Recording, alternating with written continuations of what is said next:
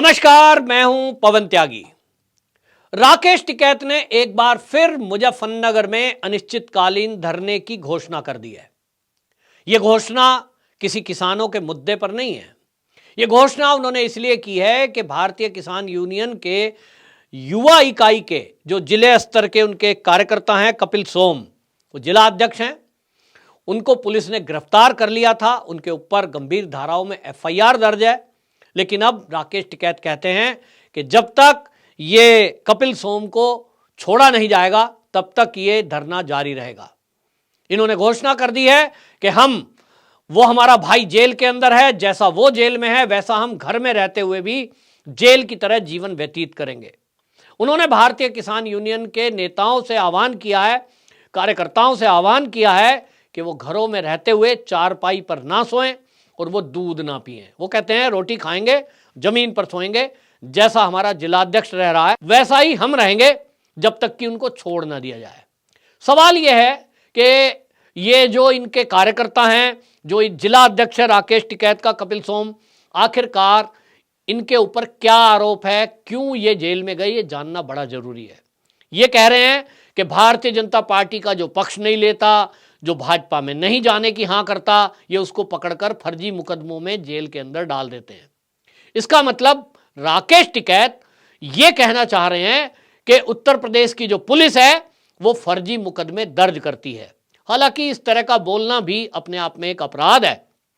लेकिन राकेश टिकैत जी, आप अगर ऐसा आरोप पुलिस पर लगा रहे हैं, यदि आप योगी आदित्यनाथ जी पर यह आरोप लगा रहे हैं कि जो भाजपा में नहीं आता उस पर फर्जी मुकदमे लगाकर उसको जेल में डाल दिया जाता है, तो फिर सवाल यह है कि भारतीय किसान यूनियन तो बहुत पुरानी है, खूब पैसा भी है, और ऐसा नहीं है कि आपके जो जिला अध्यक्ष जेल के अंदर बंद हैं वो भी गरीब हैं, अच्छे पैसे वाले हैं। तो अभी तक तो हाई कोर्ट और सुप्रीम कोर्ट में पहुंच जाना चाहिए था। आपके कार्यकर्ता के विरुद्ध यदि योगी सरकार ने फर्जी मुकदमे लगाए हैं तो उसको लेकर सुप्रीम कोर्ट जाइए।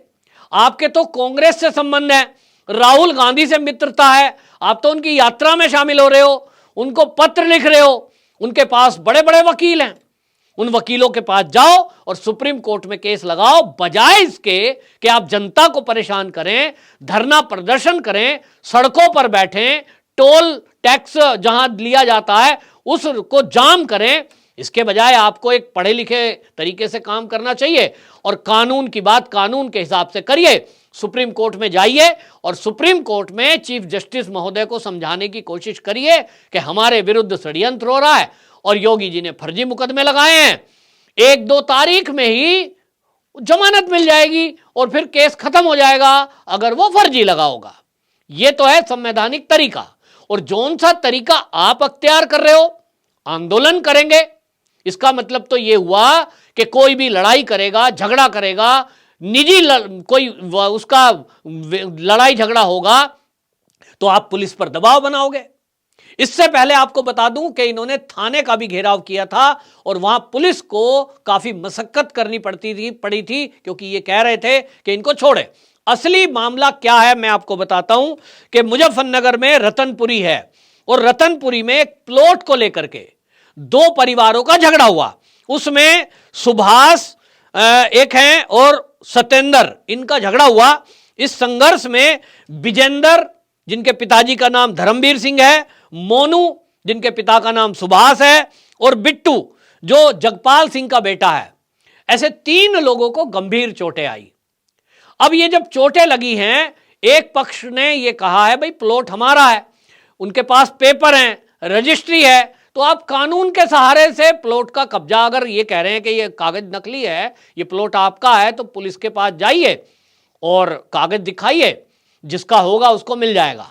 लेकिन भारतीय किसान यूनियन के आप पदाधिकारी हैं, इसकी दादागिरी हैंकड़ी दिखाएंगे और लाठी चलाएंगे, वहां लोगों को डराएंगे, घायल कर देंगे। इसके बाद जो पिटने वाला व्यक्ति है, जो घायल हुआ है, वो क्या करेगा?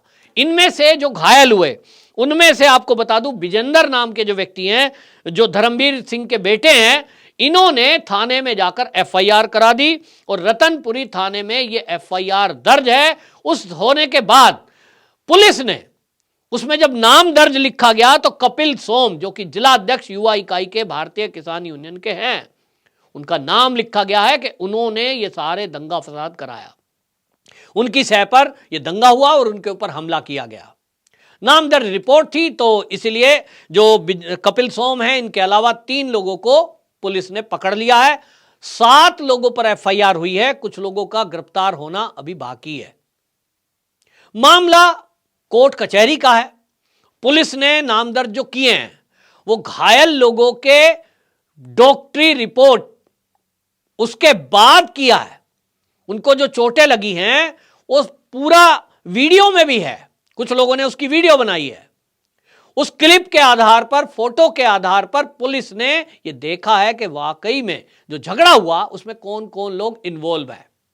और पुलिस का रोल क्या है कि जो एफआईआर कराएगा उसकी तफ्तीश करेंगे, उसके बाद वो पेपर सबमिट करेंगे, कोर्ट में पेपर लगाए गए हैं। अगर वहां जज साहब ये देखते कि भाई इनकी इन्वॉल्वमेंट तो है नहीं और पुलिस ने फर्जी नाम दाखिल कर दिए तो अभी तक तो जमानत हो जाती। लेकिन राकेश टिकैत जी को धरना प्रदर्शन करके प्रशासन को ब्लैकमेल करने की आदत पड़ गई है। और ये मैं नहीं कह रहा हूं, इनके पुराने साथी बोलते हैं कि इनके जितने धरने प्रदर्शन हैं उसमें से अधिकांश सरकार पर दबाव बनाने के हैं। गलत हो या सही, हमारी बात मानो। 3 कृषि बिल के समय में हमने देखा, तीनों कृषि बिल ठीक थे, ज्यादातर किसान उनको इंप्लीमेंट होने देना चाहते थे, लेकिन ये किन्हीं के इशारे पर, कोई टूल किट थी जिनके इशारे पर कुछ दिन बाद ये खड़े हुए और इन्होंने दिल्ली की सड़क पर धरना दे दिया। लाखों लोग प्रतिदिन परेशान हुए, लेकिन इनकी मंशा थी कि इसमें बवाल हो तो हुआ। सवाल यह भी था कि जिन किसानों के मुद्दों पर आप बात कर रहे हो तो आप राजनीतिक दलों के कांटेक्ट में क्यों हो। इसी धरने के बीच ये पश्चिम बंगाल पहुंच गए थे ममता बनर्जी का चुनाव लड़वाने। ये हरियाणा में खाप की मीटिंगों में जा रहे थे। एक जाति विशेष के कारण यदि आप इस तरह से कहीं जाते हैं, ठीक है आप नेता हैं, उसके अलावा आपकी कुछ बिरादरी में पकड़ है, तो फिर आप राजनीति में आइए, खुलकर सीधा आइए। और यही आरोप भारतीय किसान यूनियन के जो पूर्व नेता हैं जिन्होंने इनको छोड़ दिया, उन्होंने आरोप लगाए, गंभीर आरोप लगाए। वो जो भारतीय किसान यूनियन भानु के अध्यक्ष हैं, वो तो टीवी पर डिबेट में खुला बोलते थे कि ये जो राकेश टिकैत है ये इसी तरह ब्लैकमेल करते हैं। और उन्होंने गंभीर आरोप लगाते हुए ये कहा था कि इनकी फंडिंग विदेशों से हो रही है, खालिस्तानी मूवमेंट चलाने वालों से हो रही है। हालांकि इस पर पुलिस ने कोई संज्ञान नहीं लिया है, क्योंकि किसी के कह देने से यह सिद्ध नहीं हो जाता। पुलिस को या कानून को हर चीज का सबूत चाहिए। हालांकि एफआईआर दर्ज हैं, अभी उस पर कोई कार्रवाई नहीं की जा रही है, क्योंकि शायद सरकार को यह लगता होगा कि राकेश टिकैत हैं तो किसान परिवार से और किसान नेता इनके नाम के पीछे लगा है।